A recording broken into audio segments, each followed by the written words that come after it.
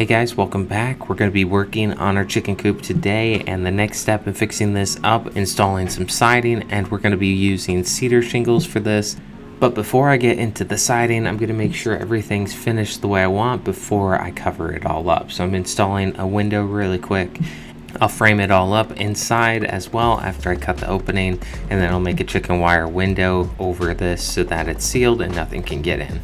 Then I'll go around the coop and make sure all of the old siding is off of it and prep the area, make sure it's ready for the new siding to go on. And then I'll fill in any holes that are there. You can see some new plywood across the top where that slope is on the roof. That was chicken wire. I wanted to close it in and add in a window instead. And so I close that up and I'm just patching any plywood around that needs to be patched before putting the siding on.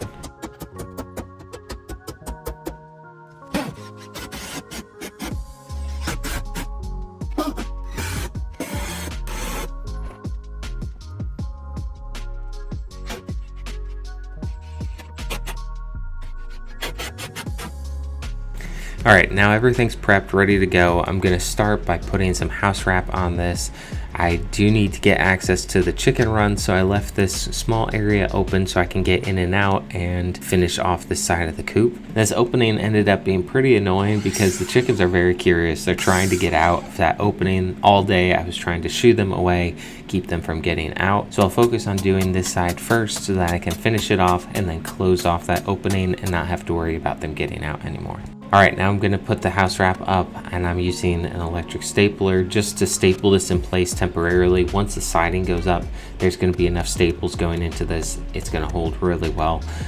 I'm going to come back with a hammer and make sure all of those staples are flat. I don't want any of them sticking out, or else it could hold the shingles out away from the wall. I want it to be able to sit flat up against the plywood.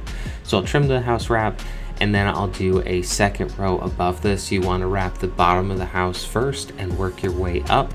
That way any water that gets onto that house wrap will run off of one and onto the other, and it doesn't get stuck behind the next row. I'll just wrap over top of the windows, and once I have everything stapled up, I'll come back and cut out the hole for the window.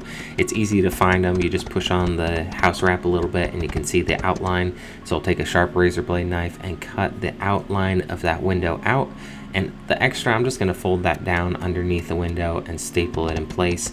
For the trim around the windows and the corners of this building, we're going to be using pressure treated 2x4s. This should work well because they're thick enough that when you have layers of shingles beside them, they're not sticking out past the trim that you have on the corners. The trim on the corner is going to be overlapping, so if I don't trim the 2x4 in half, one side will look thicker than the other. So I'm going to cut one down the middle, and then I'll come back with the second 2x4 and overlap that half 2x4, and it will end up looking symmetrical. So no matter what side you look at, it will look like it's the width of a 2x4, 3.5 inches. I'll finish up wrapping the building and adding the trim around the doors, windows, and corners. I'll speed through that really quickly, and then we'll get started with the cedar shingles.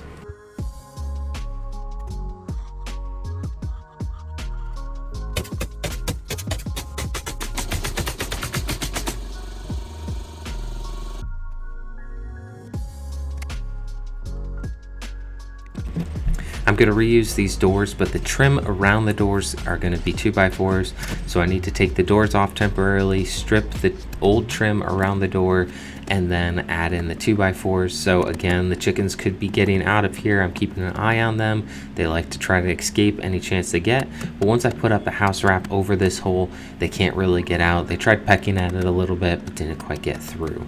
So I'll wrap this real quick, put up the trim, and then come back later and do the siding.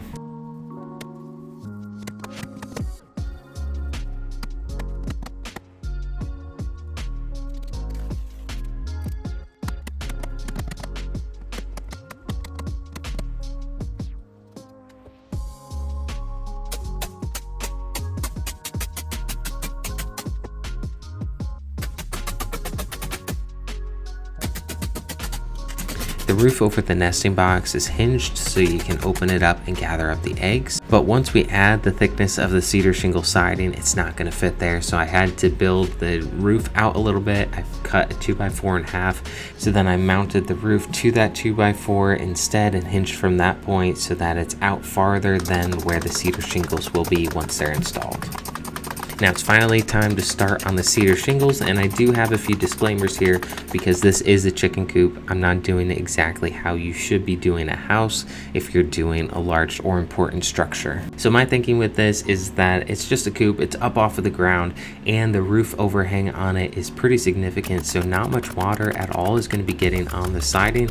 So I'm going to cut just a few corners with this to save some money on siding. First thing is you're supposed to run 2 rows of cedar shingles along the bottom to get started. I only ran 1, so that cut down on a whole row of cedar siding all the way around the bottom of the coop. I would not do this if it was close to the ground or coming in contact with water that's going to be splashing.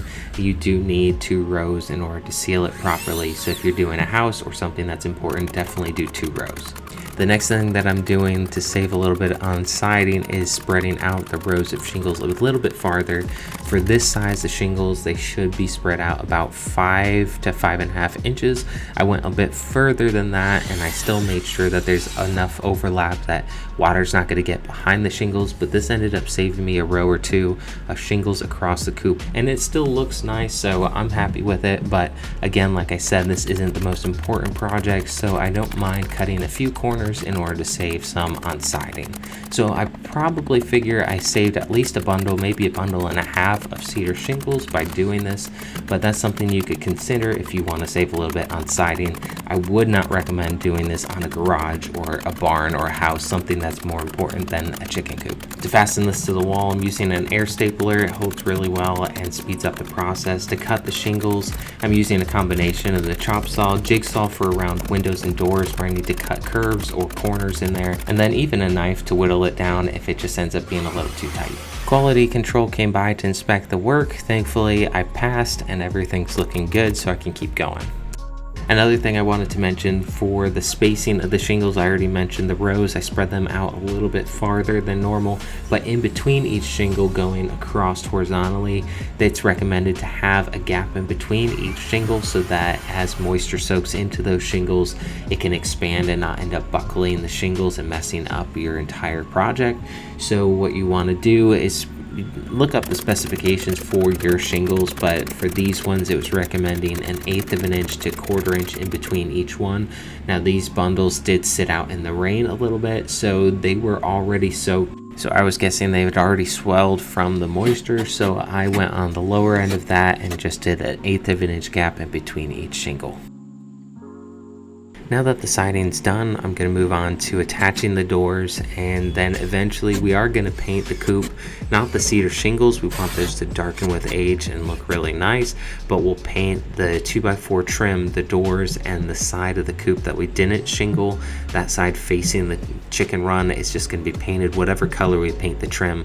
It's going to look nice once it's all done, but we're going to move on to just a few finishing touches. I'm going to put some trim underneath the door.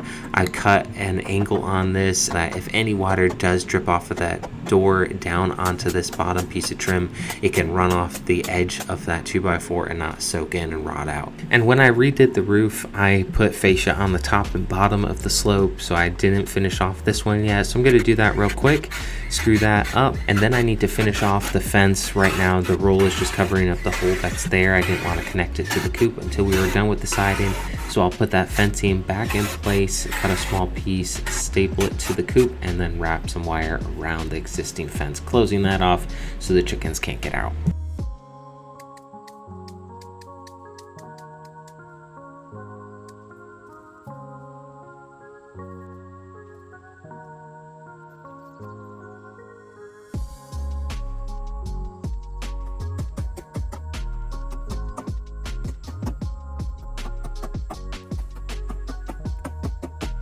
Alright guys, thanks so much for watching. I hope you found this one helpful.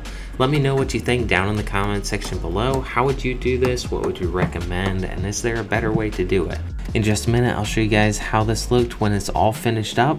But we're really happy with how this turned out and excited to continue working on our chicken coop project. We've got a few more improvements that we're going to be working on, so stay tuned for those videos coming up. The next one will probably be an automatic self-watering system for the chickens that we can use rainwater to fill up the barrel and self-feed them as they need it. Then we're also going to do an expanded chicken run so they can have even more space to sort of free range and have fun out in the woods, but still have some protection from predators. So I hope you guys enjoyed this one. If you did, hit that like button down below and don't forget to subscribe to the channel if you have not already. Thanks so much for watching, guys. I'll see you in the next one.